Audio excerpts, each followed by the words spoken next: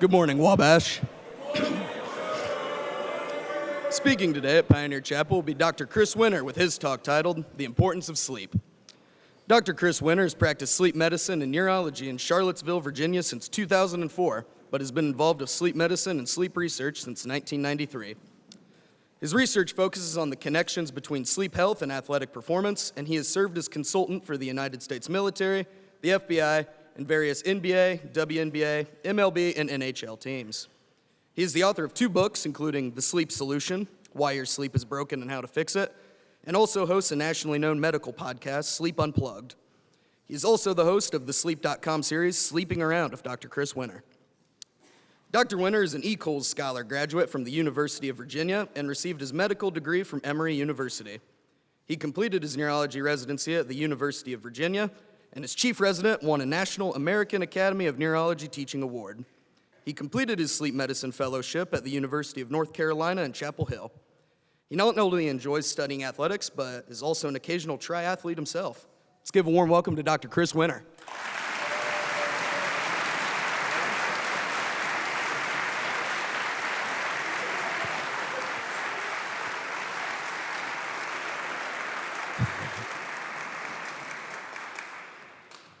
Good morning, Wabash. Good morning. Yeah. Did y'all sleep well last night? Outstanding. I'm really impressed that there's this many people here. When we walked in and kind of looked around this morning, I thought, 7 people might straggle in, being, 3 of them confused as to where they are and in the wrong place. So it's amazing what some donuts will do. I'm really excited to be able to talk to as many of you here today. I've really enjoyed my time on campus. I've been thinking a lot over the last day about what I want to talk about, for the 20 minutes I have you here. And I thought a good place to start with you all this morning would be with testosterone. Testosterone is actually produced while we sleep. So we have our maximal period of testosterone at some point during the night, and it hits its low point somewhere around the afternoon. Did any of you feel it last night when you were sleeping? I did. Oh man, 3 o'clock in the morning I woke up and felt it surging through me, right? No, I'm kidding. So we don't. It kind of happens mysteriously, right? Now, if you have somebody who comes in and checks your blood every 15 minutes, you can see a perfect arc. In fact, I've got an Instagram page. It's not worth your time, but I got a thermometer during COVID that I just go like this and it takes your temperature. And one day during a difficult travel period that I had coming up, I realized, kind of like with this trip, I was going to get up really early in the morning and I wouldn't be able to go to bed until late at night. So yes, I have nights where I don't sleep well and do bad things with my sleep, but I'm working on it. So every 15 minutes, I check my temperature with that thermometer and it makes this perfect arc. Your temperature spikes around 4 in the afternoon and it starts to drop. Anybody ever pull an all-nighter and about 2 o'clock in the morning suddenly get really cold? Put a sweater on or put a blanket around you. I see a bunch of you nodding your heads. When your body temperature drops quickly, that's a trigger for sleep. So taking a really hot bath or a really hot shower before you go to bed can really help people sleep because you hop out of the shower and your body starts to cool down and it helps with your sleep. And it's just fascinating that we can take a thermometer and every 15 minutes. So I did a little Instagram post of me doing it every 15 minutes, and I showed a little cycle what my temperature looks like, and testosterone does the same thing. And digestive enzymes do the same thing. And your ability to throw a football does the same thing, or do well on somebody's math exam. Somebody told me they had a calculus exam tomorrow. Good luck on that. Your ability to do well in calculus is different at 6 a.m. than it is at 6 p.m. Timing of these things matter. So, the thing I really wanted to talk about with sleep today is what can I impart to you that matters, that you can make a difference. And the 2 words I want to think about with you this morning are growth and fear.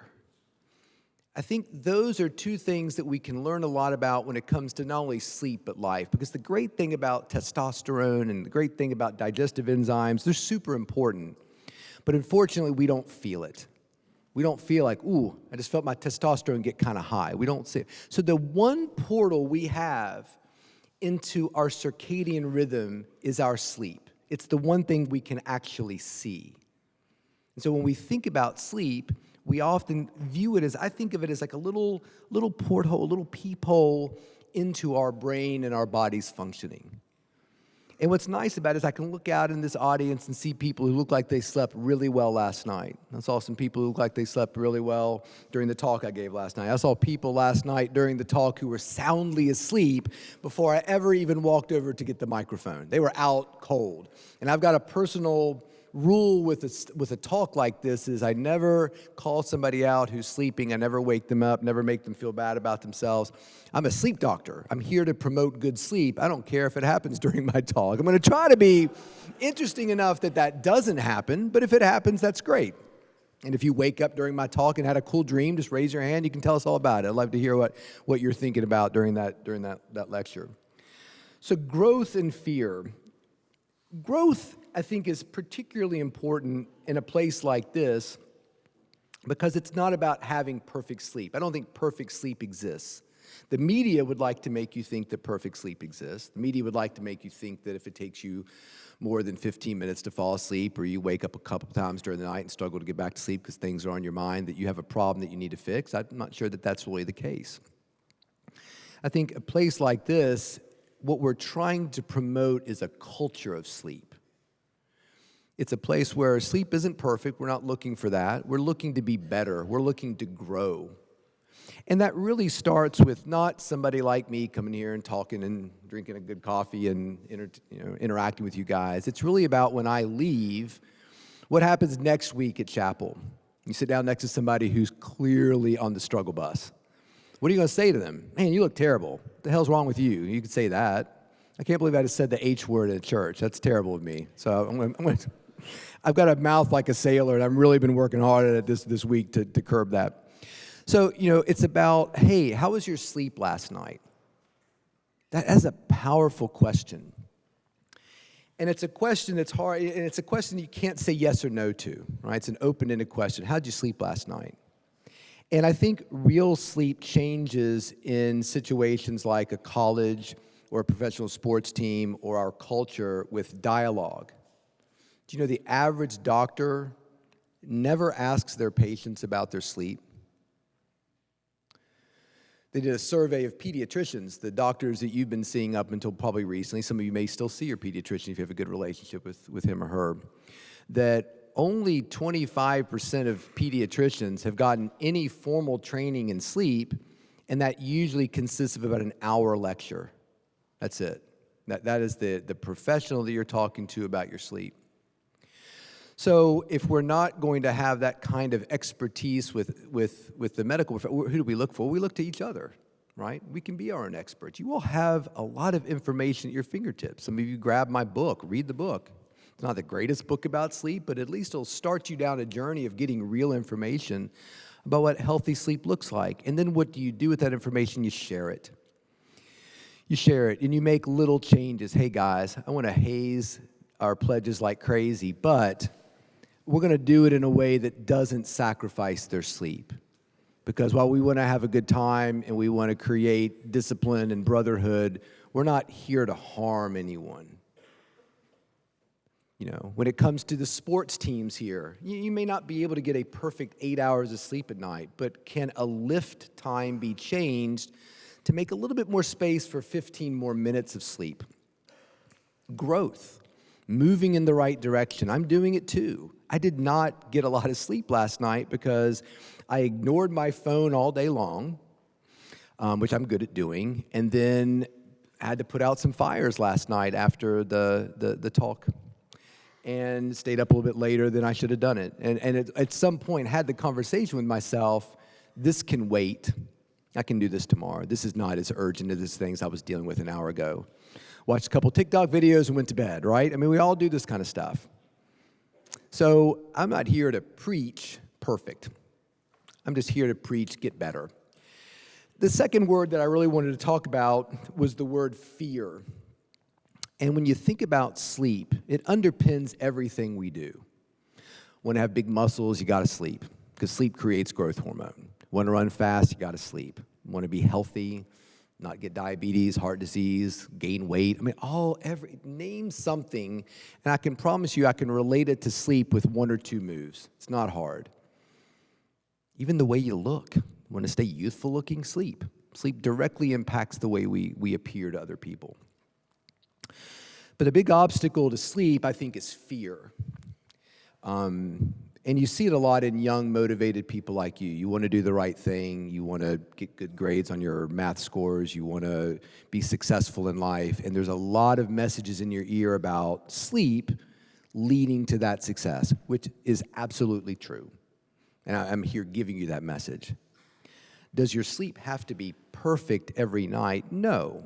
And if we get into that model of, we're all going to go to bed at night at some point, hopefully, and we're going to close our eyes and something's going to happen. Some of you all will fall asleep immediately. And I saw the results of a survey that were done here that showed that most of you here, a big percentage of you here, fall asleep within an hour. That's, to me, very normal. People think you're supposed to fall asleep in 5 minutes or less. No, the average individual falls asleep somewhere between 5 to 20 minutes. That, to me, is normal. 30 seconds, that would make me think you're a little sleep deprived. 3 hours, that's a little long. But most of you here fall asleep within an hour. Great. That's fantastic. So what happens if you don't? What is your plan tonight on the eve of the big math exam?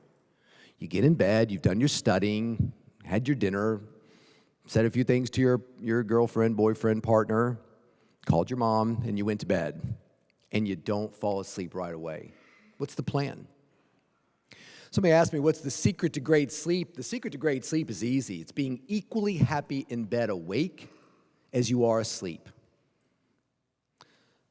I did an academic lecture one time about insomnia, which I talk a lot about, at a university, and it was all based upon the one-star reviews of my book. Some of you will get a copy of it. We've got some copies over there. And if you don't believe me, look it up. If you go on Amazon, you can find it. It's called The Sleep Solution. And you go to the reviews, and you do the little filter. I only see the one-star reviews. Look them up. Man, they are a powerhouse of upset people. In fact, when I first wrote the book and they first started getting reviews, I got my first one-star review, and my kids were obsessed by it. My son said, "Ooh, you got a one-star review, Dad. This guy did not like your book." And I said, "Well, that's okay." I said, sometimes people just don't like anything. Well, he said, "Well, he gave Jockstrap 5 stars. So he had purchased a Jockstrap and my book, and he gave my book a 1 star, but the Jockstrap got 5 stars. I swear to God, it's a true story." So he's like, "No, he likes some things, just not your book."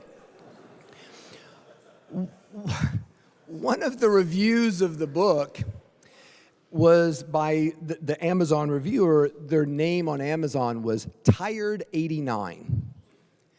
So think about that. Your identity is Tired89. That's who you are. That's when you go on Amazon to buy batteries and laundry detergent, you've decided your name's going to be Tired89. So Tired89 wrote, "This is the worst book. Doesn't belong in a recycling bin. If I could give it 0 stars, I would. This guy has no idea how tormented people with insomnia are, what a living nightmare it is not to be able to sleep." And if you were at the talk last night, we talk all the time. There's no such thing as an inability to sleep. It doesn't exist in nature. If you're a scientist in here, show me an animal that doesn't sleep, and I'll show you an animal that doesn't really exist. If you're a human, you're going to spend 6 hours out of every 24 for the rest of your life sleeping or more, and there's nothing you can do to stop it. So insomnia becomes a very different sort of entity. It's not an inability to sleep. It's a fear of the inability to sleep. And in this reviewer's words, it was a living nightmare. So I always tell people when I have the opportunity to speak to them, I want you to close your eyes and imagine your own personal living nightmare. I'm going to tell you what mine is.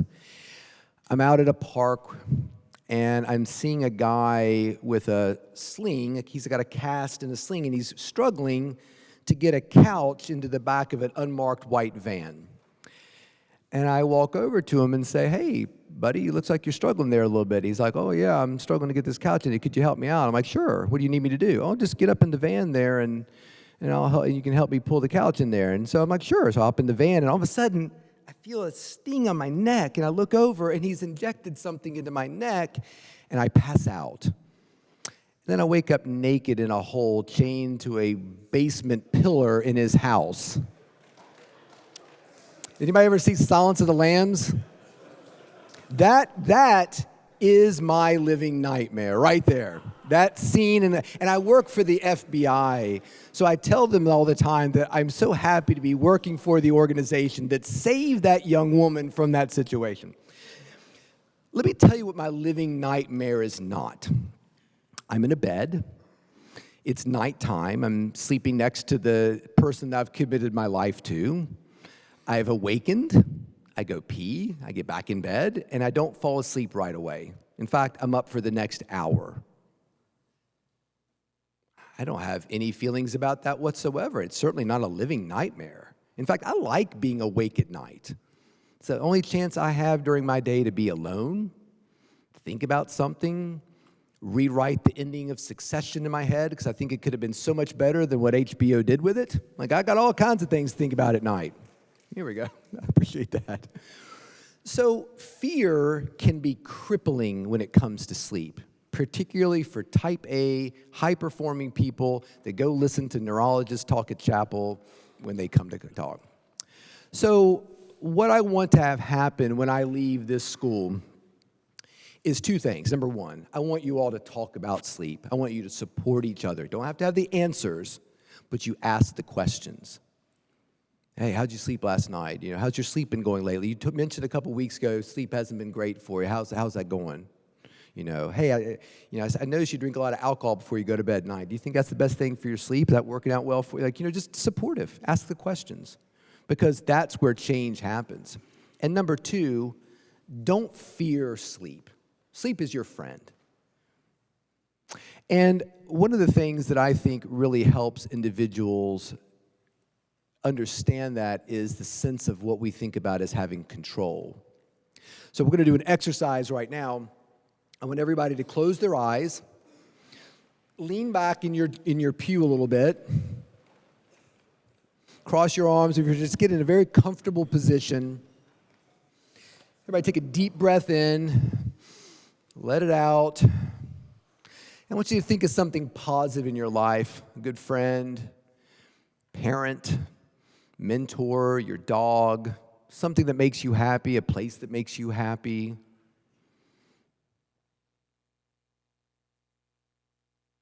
I want you to really feel that space, feel that situation, feel the lightness of it, that place where you really can't do any wrong, the place where you can be who you are, the kind of person you are, and you don't have to hide things, change things, a place of just perfect maximal comfort. So right now, you all are resting. And I titled my second book, The Rested Child, because I love the concept of resting. It is under your control. Nobody here is struggling to do it. Nobody's failing. Nobody appears to my eyes to be frustrated by it. You're doing it. And you're frankly changing your brain's chemistry. You're recovering your body, even if you didn't sleep perfectly last night because you were reciting your school's alma mater over and over. It's helping, and you're under total control over it. And I want you to open your eyes. It doesn't take that much more time than brushing your teeth.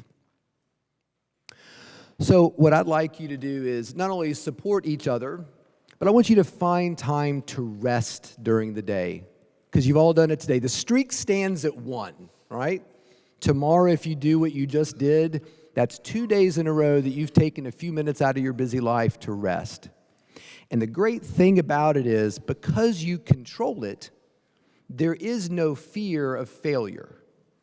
You've got the answer key, essentially, right? And unlike sleep, which tonight, like I said, you'll do exactly what you just did. Some of you fall asleep, some of you won't. If you lie there in bed tonight and rest, think about your exam, think about the things that are important to you, you are absolutely benefiting your body and setting yourself up for a pattern that could truly change the trajectory of your life over a lifetime. So keep that in mind, support one another, and I'm going to start a new tradition at Wabash, which is not good morning Wabash, but good night Wabash. Great. I hope you all sleep well. If you have questions, I'll hang around and answer them. I hope you all have a great day. Really enjoyed being here with you this morning.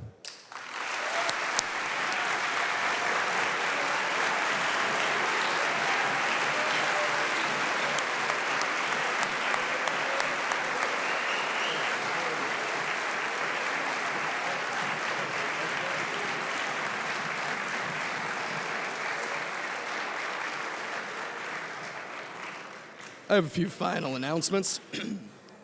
Tonight at 7 o'clock, the Mental Health and Concerns Committee will be hosting its first campfire congregation behind the Jenny Hayes house, and I have been told there will be s'mores. On Friday and Saturday, our tennis team will be at Hope College. And finally, on Saturday at 6 p.m., our football team will be taking on Butler in Indianapolis.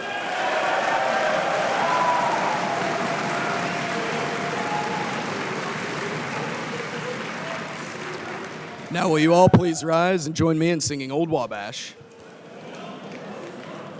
Da da da da da da da da da da da.